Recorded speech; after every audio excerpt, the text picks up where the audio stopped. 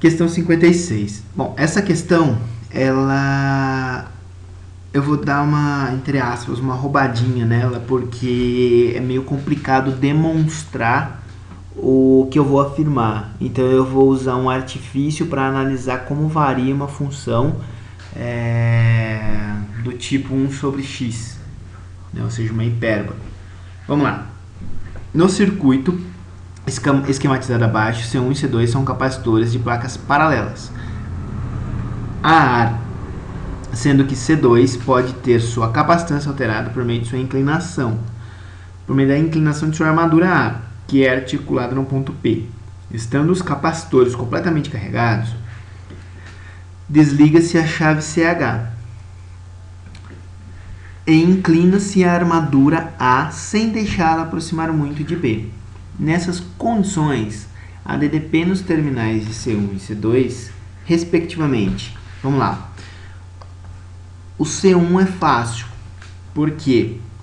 Porque as cargas que estão nesses capacitores não podem se mover.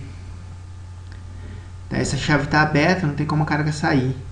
E lembrando que Q é igual a C vezes U, se a carga é constante e o capacitor não muda, como eu estou estudando o C1, a DDP não pode mudar. Então, a primeira parte fica constante. Portanto, eu posso excluir a C e a A. Agora, o problema está na DDP do C.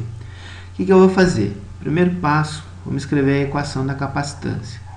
Lembrando que capacitância é constante, ε0, na verdade epsilon, né, porque não é necessariamente vácuo, vezes a área sobre a distância entre as placas. Lembrando que eu estou falando de capacitores de placas paralelas. Beleza? Então está aqui uma plaquinha, está aqui a outra plaquinha. A distância entre elas é D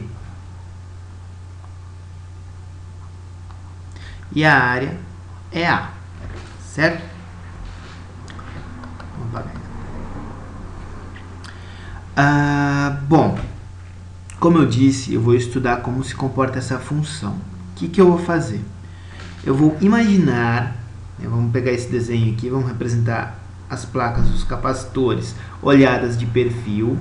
Eu vou imaginar que a placa de cima está aqui inicialmente, mas aí eu vou incliná-la. O que eu vou fazer? Eu vou dividir essa placa de cima em plaquinhas pequenininhas. Tá bem? Então, eu vou imaginar que esse capacitor é constituído de várias plaquinhas, de forma contínua, tá bem? E aí eu vou dividir. Quando eu inclino, eu vou tentar analisar o seguinte. Eu inclinei. Eu vou imaginar que esse capacitor ele é composto de infinitas quantidades de plaquinhas minúsculas.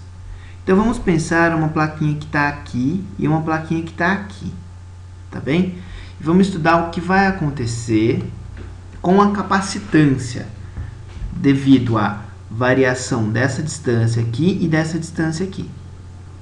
Eu vou assumir que essa área é muito pequenininha e que esse ângulo também é muito pequenininho, tá? De tal forma que a variação da área, né, porque o que importa é a área da projeção da placa de cima, né, essa área aqui é a projeção de uma placa sobre a outra, de tal modo que essa projeção praticamente não mude. O que eu vou fazer?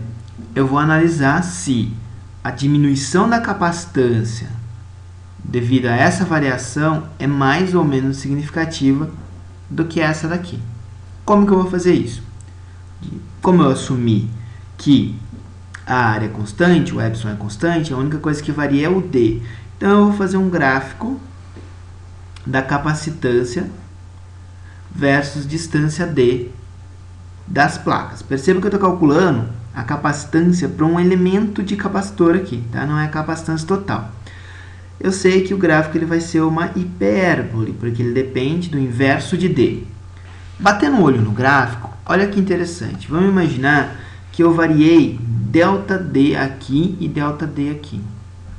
Esse ΔD aqui significa que eu estou aproximando as placas, então eu estou diminuindo D.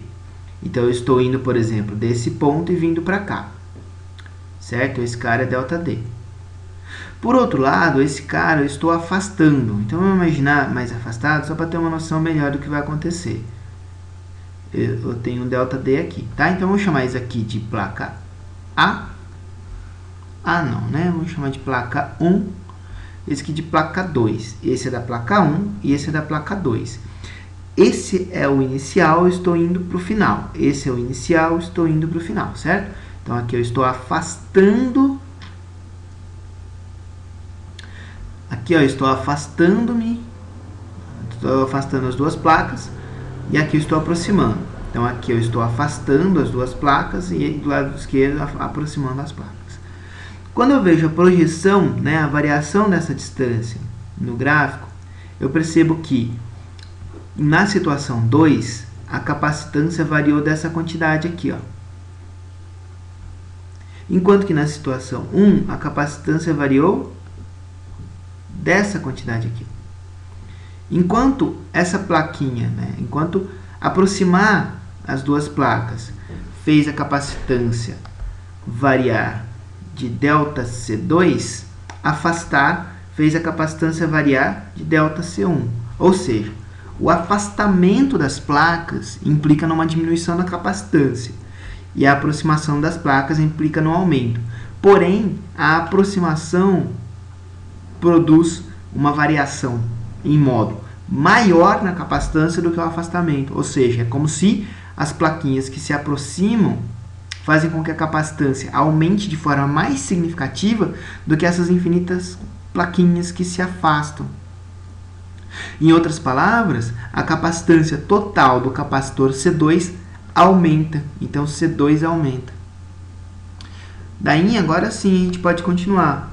A gente sabe que a carga de um capacitor é a capacitância vezes a DDP. Como eu estou falando do capacitor C2, estou falando da carga Q2, da DDP U2. Eu sei que esse cara aumenta e eu sei que esse cara é constante. Portanto, a DDP diminui e aí eu fico com a letra B. Tá? Essa é uma questão que eu considero bastante complicada, tá? Para fazer na prova. Nem sempre a gente vê uma abordagem mais matemática desse material, mas está aí uma forma sem muita calculeira. Tá? Dá para se tentar imaginar isso de forma mais ou menos intuitiva. Bom, vamos para a próxima.